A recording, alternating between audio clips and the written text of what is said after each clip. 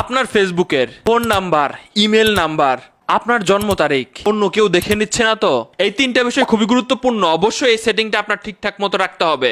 আপনি আপনার প্রোফাইলে চলে যাবেন, 3 ডট মেনুতে যাবেন, এরপরে যাবেন আপনি প্রাইভেসি সেন্টারে, এরপরে আপনি আসবেন রিভিউ সেটিংয়ে চলে যাবেন, এরপরে আপনি নিচের দিকে আসবেন, আসার পরে ম্যানেজ অডিয়েন্স সেটিং, এখানে যাওয়ার পরে আপনি পাবেন প্রোফাইল ইনফরমেশন। এখানে যাওয়ার পরে এখানে দেখবেন যে আপনার অনলি করা আছে কিনা, আপনার সবগুলো অনলি করা আছে কিনা।